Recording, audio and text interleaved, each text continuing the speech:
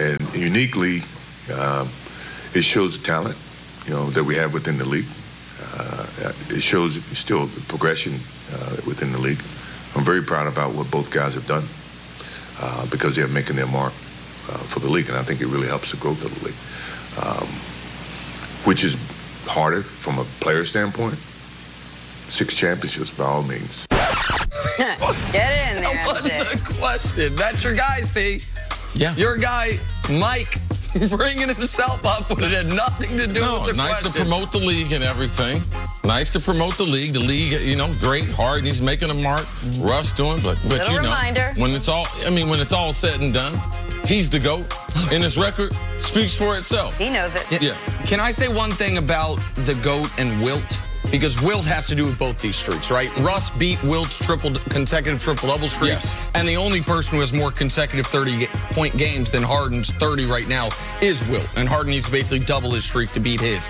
It's one of the reasons why in basketball, I think Wilt standing amongst all-time greats is hurt by how great his numbers are. Yes. If his numbers were 20% worse, they would almost be more believable.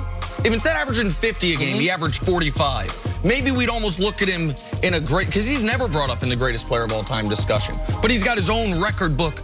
All the records are non-Wilt Chamberlain categories, which is what makes what Russ just did so impressive. So little shout out to Wilt while Mike's shouting himself out. Yeah. Nice to hear from Mike, though. We don't nice to hear very from often. Mike, especially on a day where LeBron's losing to the Hawks. Right. Great stuff. Okay. Time for stories to start your morning. Not Epic ideal. comeback for #2 ranked Duke last night. They were down 23 to Louisville with less than 10 minutes to go and ended up winning. See, how big was this for Zion and company?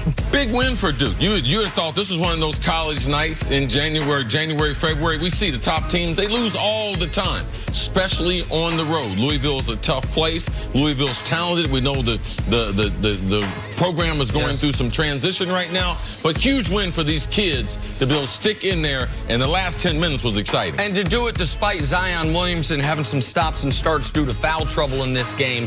Cam Reddish, the third of the 3 superstar freshmen, was outstanding. They got this win despite R.J. Barrett having one of his worst games of the year. Great win for Duke in Zion, 27-12. Last night, Celtics taking down the Sixers 112-109, and that was with no Kyrie.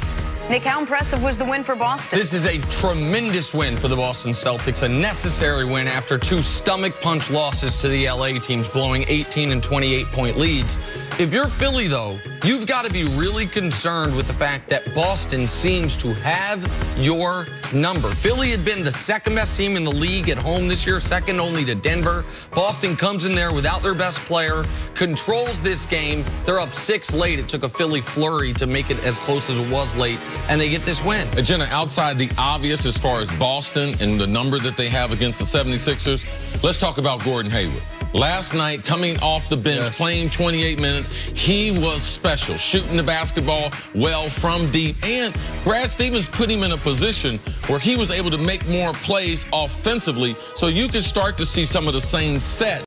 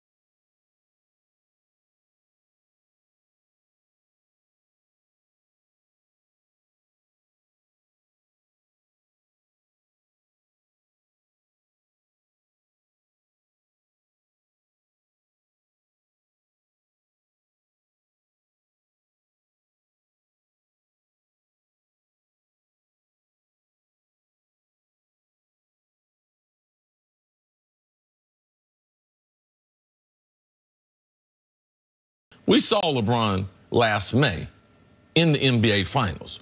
We saw LeBron the first 20, 25 games of this season.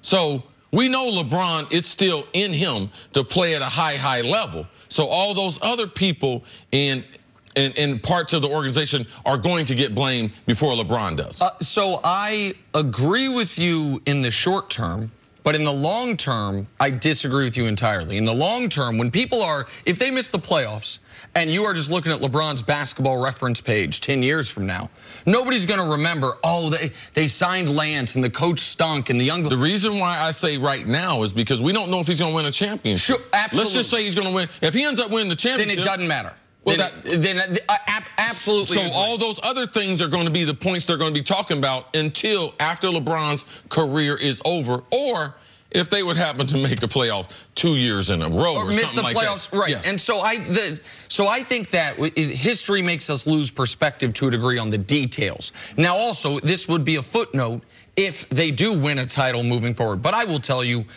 additionally, I think it's going to be harder for them to recruit a free agent if you don't have the Lakers in the playoffs, if they look that far away. Now, the legacy discussion, to me, is an interesting one because I don't believe athletes in any sport should ever be able to, barring some horrible scandal, they'd find out they were taking steroids, they go backwards. And by that I mean, you should never have your legacy tarnished by playing more. Like wherever you had LeBron in the Pantheon, if he retired after last year, he shouldn't be penalized if this... Do you follow what I'm saying? Like the Brett Favre. Like, do you tarnish Brett Favre for what happened? He sort of petered out at the end and you don't see him as... I think continuing to play should always, if not enhance, at the very least shouldn't hurt what your standing is. Like, I don't hold the Wizards' years against Jordan.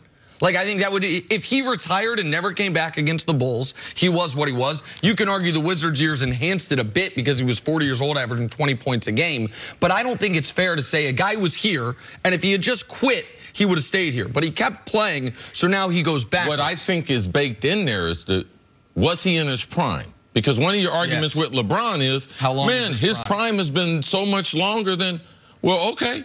Well, he was in his prime and they lost the playoffs. So that would be huge. It would also be a passing of the torch. He can't be the best player in the world and not be playing in the playoffs. That is correct. That I totally agree with you on. And that's the other reason why this does have a legacy impact, no matter where you have him in the all-time standings, is how long was LeBron holding on to the crown of best player alive? Because each of the last 5 years, at this point, there were people saying it's not him anymore. It was 5 and 4 years ago, Steph Curry was getting it, and then what? In the playoffs, LeBron took it back. Harden or Russ were in the conversation for it, and then in the playoffs, Kevin Durant was in the conversation for it, LeBron took it back. This year, Giannis is obviously right now playing at a higher level all around than anyone, and Harden's probably going to win the MVP. If LeBron doesn't have the opportunity to in the playoffs, take it back, then it is a passing of the torch of who the best player alive is in the public sphere. And that is part of the legacy. How long were you the best player? How many straight years did you go to the playoffs? How long did you stay in your prime? One quick question for you that you brought up, which was interesting. Do you think the Lakers not making the playoffs will impact the free agent that the Lakers are able to get? I think it will impact the Lakers, yes, because guys want to win, but also, I mean, there's plus and minuses everywhere. Will that be a plus or minus for him? A guy like Kawhi, I don't necessarily know that. Kawhi could be like, man, they weren't good before I got here. I came here, then they were great. So there is a positive spin to it, depending on that individual player. I just think how great LeBron can be is the best recruiting tool the Lakers have. And if he doesn't have a few weeks in the postseason to remind people how great he can be, that's a recruiting tool they won't have. Yeah, no, it's an interesting topic. All right, back to the NFL now. It appears the end has come for Antonio Brown in Pittsburgh. He's reportedly requested a trade from the Steelers. This stemming from the fallout of skipping practice the final week of the year and from his rocky relationship with quarterback Ben Roethlisberger. Yada, yada, yada. Steelers missed the playoffs. So Brown tweeted yesterday, "Thank you, Steeler Nation, for a big 9 years. Time to move on and forward." And other players around the league weighed in. Jalen Ramsey tweeting at the Jaguars, shrug emoji, and Cardinals corner Patrick Peterson said, "Yo, Antonio Brown, hit my line." All right, Chris, which teams do you think should trade for Antonio Brown? Well, I think there's a number of teams that I think that he would fit into their offense. Also, you have to try to figure, you have to be careful with those players. Those players don't understand, salary cap, things like that, because someplace he might fit. but he's looking for a new contract. So you need to have him go to a place that has some space, salary cap wise, to make it more realistic. But I believe there's a number of spots that will be looking into Antonio Brown working for them. I think the #1 team would be the 49ers. They have to, with Jimmy Garoppolo coming back off a knee injury. Kyle Shanahan can say, Julio Jones under me when I was in Atlanta as the OC, had the best year of his career. They got space. They got space for a #1 guy. He's also got Jerry Rice on his side. Jerry Rice has already said things to that 49ers organization early in this process, saying that AB would like to come there. So I believe the Indianapolis Colts, to me, they're the most dangerous team because they're a good young football team. T.Y. Hilton, we saw him with no help, what they were doing. Andrew Luck, comeback player of the year. They have cap space, and I just believe Frank Wright and the way they designed their overall offense. Look what he did with Eric Ebron coming over as a disappointing first-round pick from the Detroit Lions, what he did in that offense. So I believe there's a number of locations.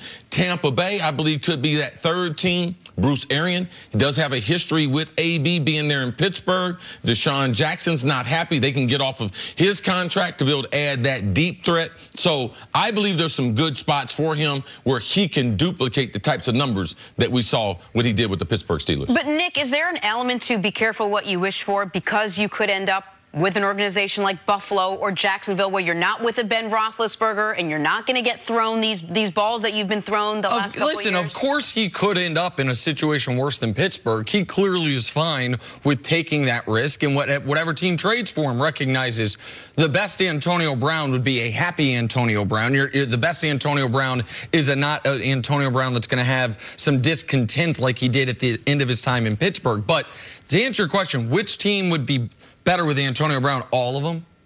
He's the most productive receiver in the league. The last 6 years, you can stack them up against any receiver's best 6 years of their career, and he's got more yards than them. And here's just active guys. Active guys, the only receiver who's close in yards is Julio, and he doubles Julio up in touchdowns. A.J. Green's an excellent player. He's got 2,500 more yards than him, 20 more touchdowns. And we could put Jerry Rice up there. Jerry's best 6 years. AB's got more yards. We could do Jerry has him killed in touchdowns over his best 6 year stretch. But I looked at it last night. Randy's best 6 years. With respect, your best 6 years. Nobody's put up the number of yards, and he's neck and neck with everyone in touchdowns except for Jerry Rice. He's that dominant of a player. Now, the teams you mentioned, San Francisco, this is an important year for Jimmy Garoppolo. It's an important year for Shannon.